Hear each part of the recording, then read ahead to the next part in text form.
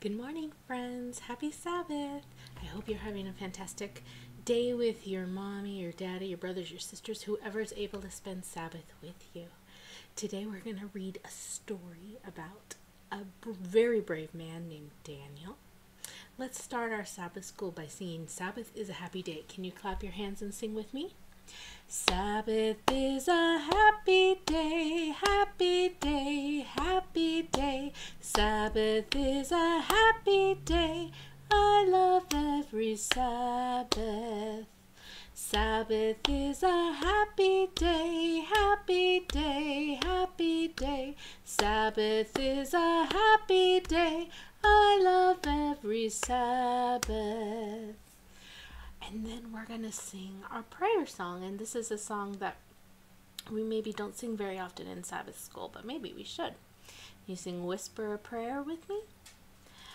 Whisper a prayer in the morning. Whisper a prayer at noon.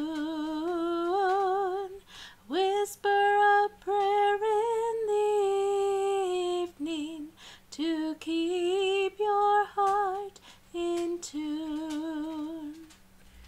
Fold your hands, close your eyes, bow your head. Dear Jesus, thank you so much for this Sabbath day. Thank you for being a strong God who loves us and takes care of us no matter what. Please keep us safe and healthy, and please help us to have a blessed Sabbath day. Amen. And now there's a kind of a second verse to that prayer song that we can sing together. God answers prayers in the morning. God answers prayers at noon. God answers prayers in the evening. So keep your heart in tune. Okay, my friends, today we are going to read about Daniel. This Bible says Daniel and the scary sleepover. And I'd say it's a pretty scary sleepover, all right. This is Daniel here. And we are going to read about his adventure and how God showed just how awesome he is. Things were not looking good for God's people. They had been captured and taken far from home, and now they were slaves of the king of Babylon. But God had not left his people. He was with them, and he was looking after them. Daniel loved God and obeyed him. Now God made Daniel able to understand a lot of difficult things, so it wasn't long before the king of Babylon noticed him. King Darius liked how clever Daniel was, so he made Daniel his most important helper of all and put him in charge of lots of other helpers. But the other helpers didn't like this. They wanted the king to like them best. They wanted to get rid of Daniel, so they spied on Daniel. They tried to find things wrong with him, things they could tell the king, things they could, but there weren't any. None. They couldn't find anything at all, except there was just the one thing. Every day, 3 times a day, without fail, no matter what, Daniel went to his room, closed the door, and prayed.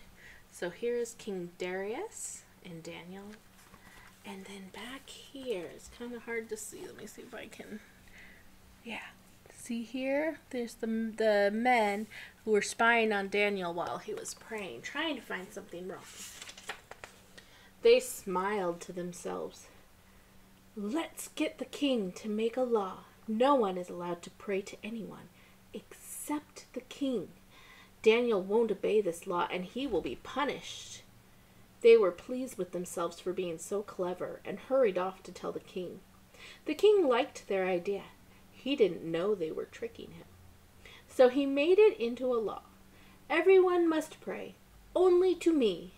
If you don't, the lions will have you for their dinner. Daniel heard this. He knew it was wrong to pray to anyone except God. He had to do what God said, whatever it cost him, even if it meant he would die. So Daniel went to his room, closed the door, and prayed. So the king here in the middle, all these bad men, they're like, we're going to get Daniel to be tricked and thrown in the lion's den. They knew Daniel wouldn't be able to stop praying. Oh, we're going to turn our Bible this way. That's just what the bad men knew Daniel would do. They skipped straight off to tell the king, "Oh, your most glittering highness, your law says, does it not, that everyone must pray to you alone, sire?" "Yes," said the king. "Oh, magisterial brightness, then correct us if we are wrong. But it would seem that Daniel is praying to God, not to you." The king was sad. He had been tricked. He didn't want to hurt Daniel, but he couldn't change his law. And so he let the soldiers throw Daniel to the lions. "May your God, who you love so much, rescue you," the king said. Those lions look awfully mean and hungry, don't they? Daniel's being thrown down there to be with the lions. What do you think's going to happen? Do you think God is going to protect Daniel? I hope so. The king went back to his palace, but he didn't sleep that night, not a wink. He tossed and turned until finally, at the first glimmer of dawn, he leaped out of bed and ran straight to the den. "Daniel," he cried, "has your God rescued you?"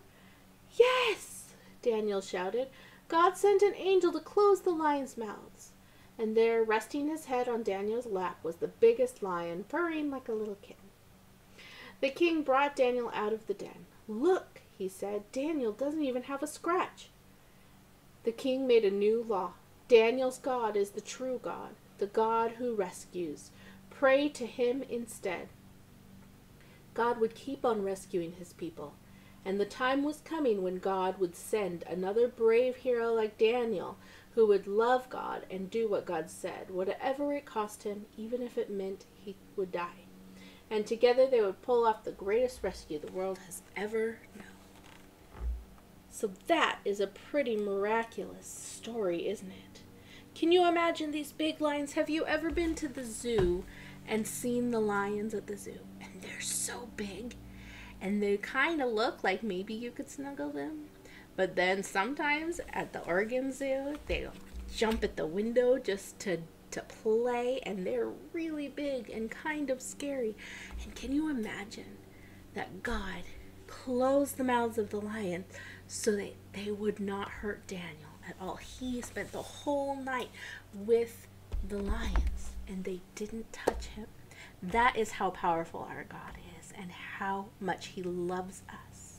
Can we sing "My God is So Great" while we close our Sabbath school today? My God is so great, so strong and so mighty, there's nothing my God cannot do.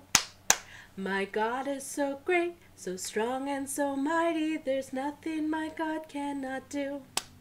The mountains are his, the valleys are his, the stars are his handiwork too. My God is so great, so strong and so mighty, there's nothing my God cannot do for you. Can you sing that one more time with me again? My God is so great, so strong and so mighty, there's nothing my God cannot do. My God is so great, so strong and so mighty, there's nothing my God cannot do. The mountains are his, the valleys are his, the stars are his handiwork too. My God is so great, so strong and so mighty, there's nothing my God cannot do for you. Happy Sabbath, my friends. Stay safe, and I hope to be able to see you soon.